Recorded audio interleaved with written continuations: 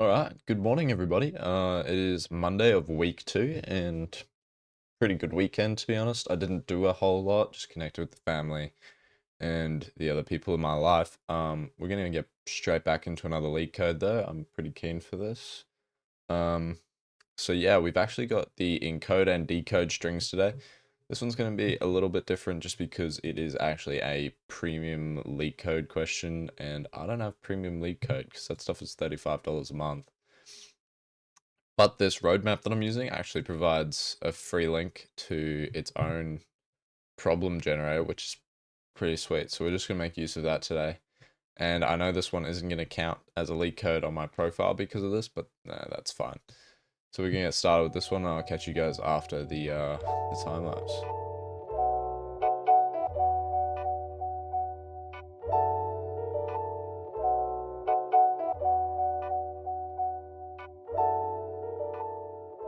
Honestly, guys, this one's a bit unclear and it's set up pretty weird, but essentially they tell you to encode and then decode a string.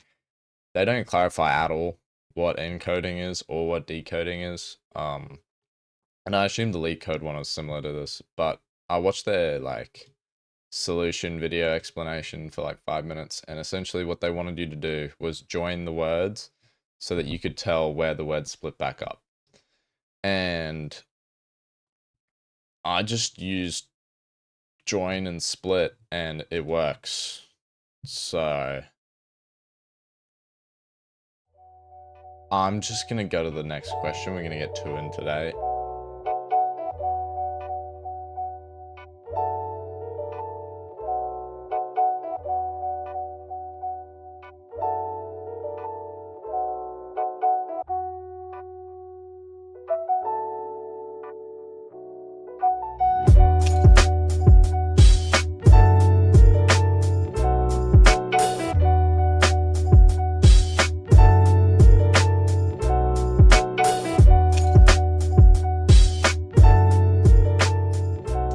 Alrighty, we are back, and this one was a train wreck, to be honest. I've come to 2 quaint realizations, and one of those is nested loops are the devil, and the other is that I can't draw with a mouse at all.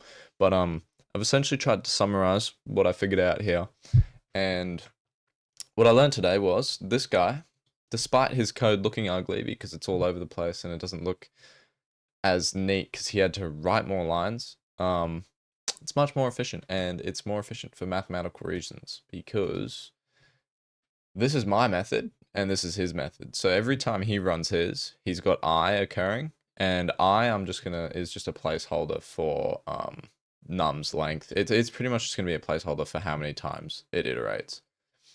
So if he iterates 5 times, he's got 3 times 5, which is 15.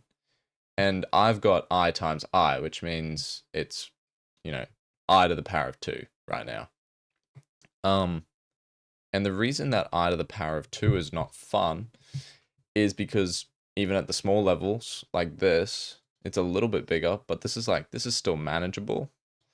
But it's when it gets to, say, 100, where you're doing 100 iterations, all of a sudden you've got a difference between 300 and 10,000, which looks a bit like this. This being my graph, if you look at it. So this is my code, and then that's his code.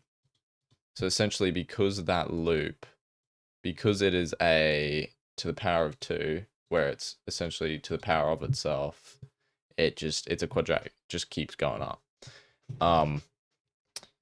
So what I've learned today is that in future, I will be avoiding nested loops like the plague, and I will also be drawing on my tablet from now on to make this a bit easier, because that was pretty painful. But anyways, yeah, another humbling experience to say the least. This one was pretty cool though, I must say. The thought process behind it, on his solution at least, is pretty sick. And like, I spent a long time at the beginning of me trying to figure it out, just like what's it called?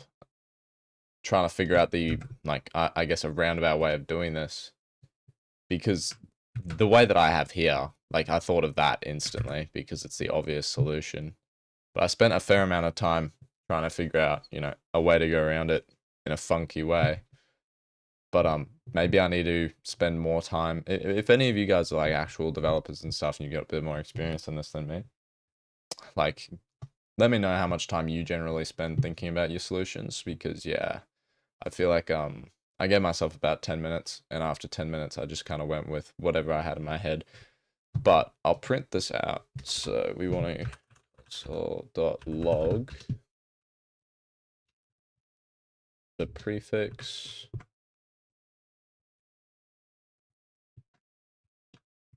and then we'll do the same for the suffix. Don't mind my typing. It's pretty awful. So the way this works is it kind of just it's like the 2-point kind of thing where it goes in two directions and it comes down the array from both sides. And I'm not going to draw it because it's going to kill you guys. It's really bad, but essentially it comes down both ways, and then you've just got 1 times 24, 1 times 12, and then 2 times 4, 6 times 1, which it's kind of wild because it works. But yeah.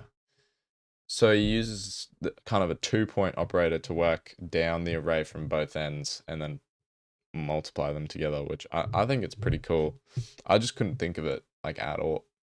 Um, but yeah. So anyways, that's it for today. Thanks for joining us. This one's pretty shocking, I must say. We're just gonna roll with his code for now. Um, Hopefully we get a bit better at this. He's not even the fastest. Jeez. What are these guys using? Ugh. Ugh. What the heck? Yeah, I'm not getting into that. Anyways, I will catch you guys in the next one. See you later.